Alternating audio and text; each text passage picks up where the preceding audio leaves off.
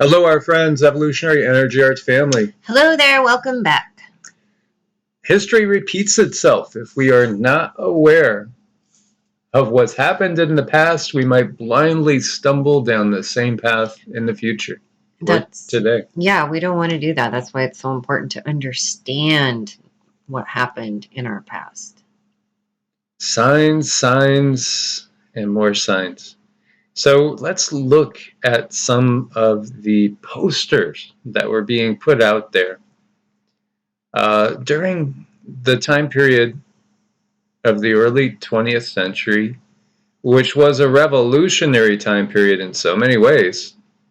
As we saw, two of the biggest countries in the world, China and Russia, change their form, their system of governance.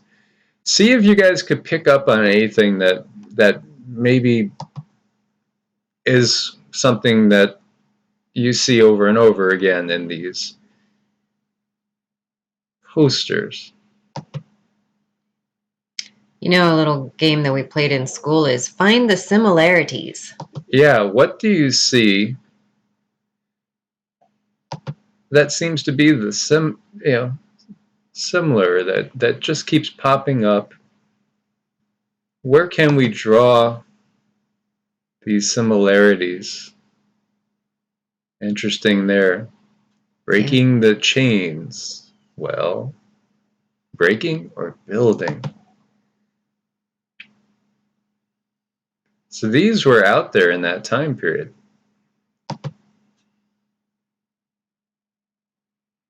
And let's pop to today. You know, sometimes things can be like right in front of our faces, but we don't see it. Yet it's right in front of your faces. And we've basically talked about how, because of the laws of karma, the laws of cause and effect, things have to be disclosed. They have to be right there in front of your face. And in many cases, if certain entities want to control an outcome without bringing the negative karma, the negative cause and effect on themselves, they have to get others to do a free will choice. Yes, and let's examine a little bit what is free will. What's free will? When you step into a situation, looking at it, how it's perceived to you, you perceive it to be true, and you voluntarily walk into this situation knowing everything. Looking at all those, boy, that really makes me think about the Denver airport murals as well. And we've talked about that in the past. Eerie. Eerie. You know, what is right in front of our very faces. And sometimes people can't believe what they are seeing, even though they might suspect that they're seeing something. There's something that's clicking in their mind.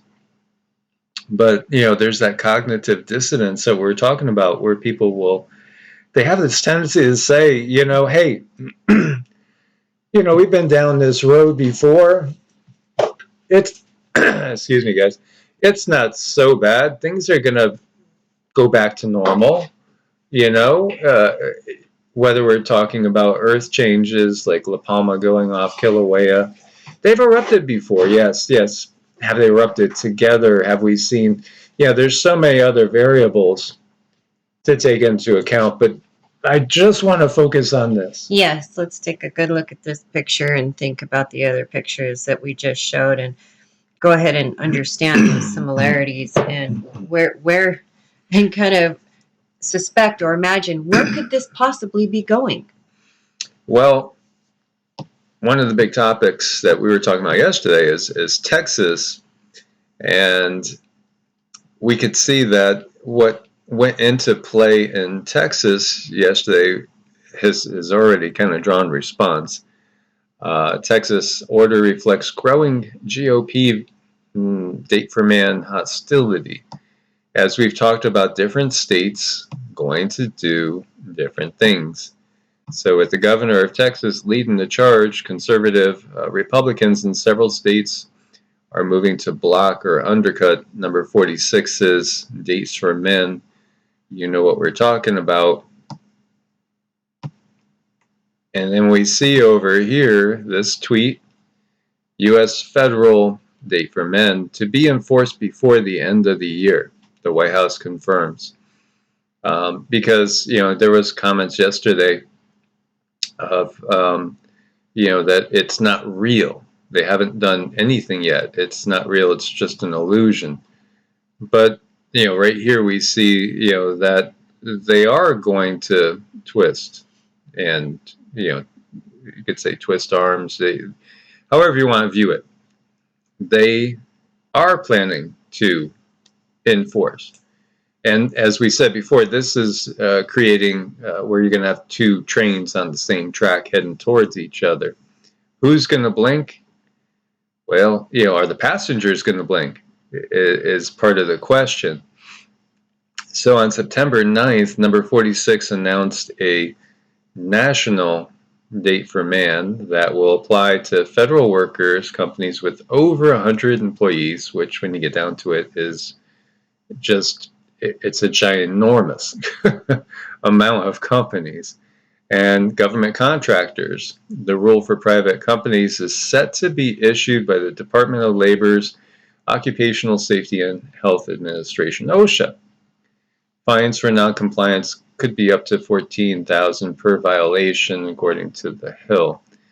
The date for man will also apply to an additional 17 million healthcare workers at hospitals that participate in Medicare and Medicaid programs as well. So, they do plan on enforcing, and look at timelines by the end of the year. Here we are, we're in October. Heading towards the middle of October by the end of the year. So most definitely we're going to see a lot of clashing. And we were watching stuff last night from Fox News, and Cindy was like, I wonder how MSNBC, NBC, CNN, how they're spinning it.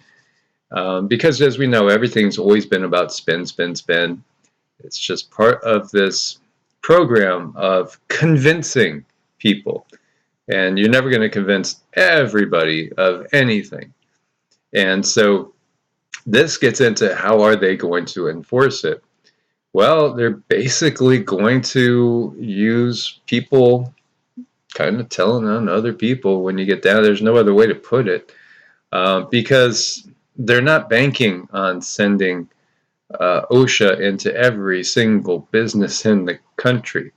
But yet the companies themselves are going to have such a massive paperwork that it's going to be kind of prohibitive to deal with. And this is the thing, make it so it's just such a nightmare to try to meet with compliance. Compliance could be a huge pain in the ass for people in the business world. All sorts of different compliances, and I've been there myself. Yes, as I've spent many decades in management, and it could be the biggest headache. It was always my biggest headache, and biggest part of the job that I couldn't stand was when people would come in and look at everything you're doing and critique the crap out of you. Mm-hmm. Well, I'm kind of thinking that they're going to have people in key places and probably pay them quite well to announce who's doing what, when, where, and how. Yeah, well, just look again to the IRS. The IRS, they're adding 87,000 agents. That was one of the first things that 46 did, is go on a tremendous hiring spree. And that's very, very telling. It is very telling where they choose to beef things up. You just got to take a look at where follow the money. That's always been a popular term for good reason, because that's how you figure out where things are going and you can make predictions. Just follow that money, because that's what controls most things. So in 2019, the IRS had 74,454 employees. So basically doubling. What does that tell you? Doubling the size of that workforce. That's huge. Huge.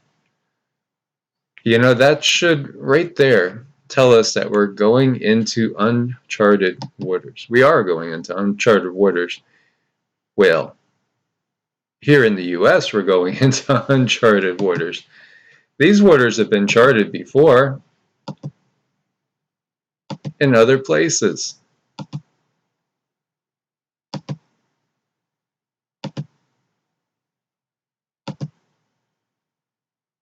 Yep. So again, we need to pay attention to history. So they have submitted, the OSHA has submitted the rules text to OMB for review. And, this is going to be something they tell us. This will all be figured out by the end of the year. Mm-hmm. By the end of the year. And then questions as to what the companies are going to do. Well, rebuffing Texas governor, American Airlines, and Southwest stand by the dates for man. So, you might have companies now that maybe the companies will end up leaving the state. That's the only thing I could think of is, are they going to be faced with paying huge fees to the state? What if they don't pay the fees to the state? Then is the governor going to send the National Guard in to close down the businesses? How is this going to end? This is a mess. I think what's really important is we need to keep in mind that there's a lot of us. There's a lot of us compared to them. And this is a perfect example. Yeah, there's going to be a few people that are in strategic places to go ahead and tattle, but there's still way more of us than there are of them. And we need to keep that in our minds and hearts and stay positive and go down a better road. So, here as we see, the two Texas-based carriers said that they're Texas-based, by the way. The federal mandate supersedes the order by the governor of the state. And Southwest said it would be expected to comply with number 46's order to remain compliant as a federal contractor. This does not change anything for the company. Both carriers have asked U.S.-based employees to submit proof by the 24th. So, yeah, this is very huge, guys. This is a make or break time. And I do think that things are speeding up. Things are most definitely speeding up in many different ways. So what's the best thing for us to do? Well, obviously, we want to be as prepared and as self-sufficient as possible. And we want to hold on to the peace in our heart, which, in trying times, and even in the times that we were talking about, which were extremely trying. If you were in, Russia in 1917, or if you were in China, again, all through the period of the revolution, it was very trying. I mean, but people have lived through trying times and have made it and survived and come out on the other side. And we can do that again. We have to be strong. We have to, again, voice our own opinions, because, again, this is all about neutralizing the individual spirit. It really is. It's all about conformity in so many ways. And, that's just not what's burning in the hearts of most people, honestly. I think, people can be pushed to different, people have different tolerances. But at some point, you get to a point where it's make or break time. And we have to stand up for ourselves. And as we've been saying, for many people right now, they've been scrambling, as we were talking 6-9 months ago about how, this particular year, 10 to 15% of the population planned on moving, which was a lot higher than typical.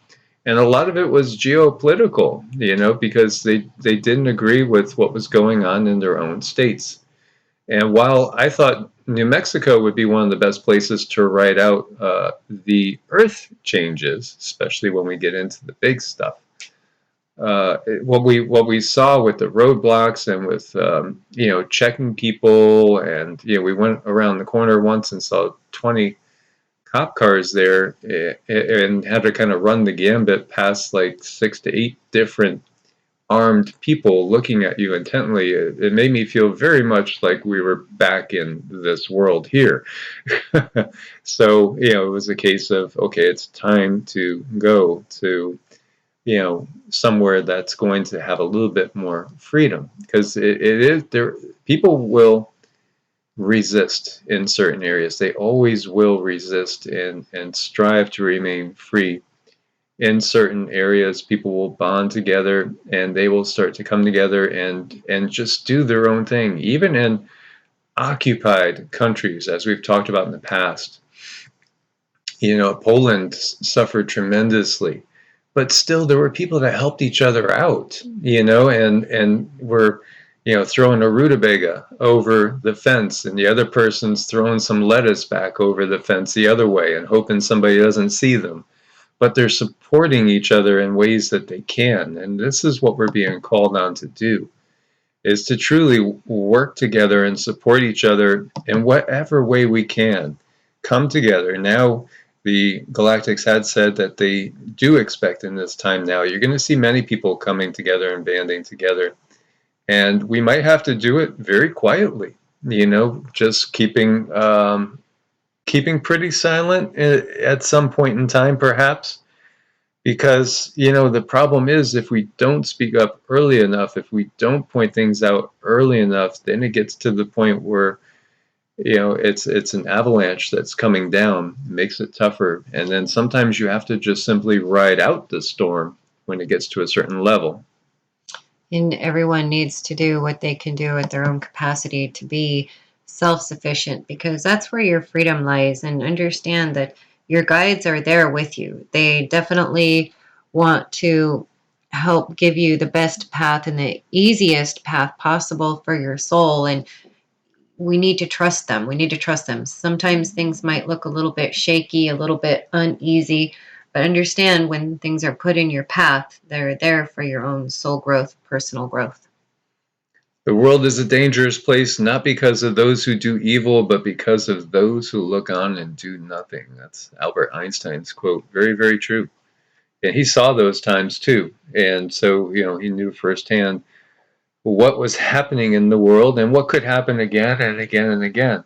And so, we have had those that have said, well, you get to a certain point, you go grab whatever it is you're going to grab and you head off to WAR.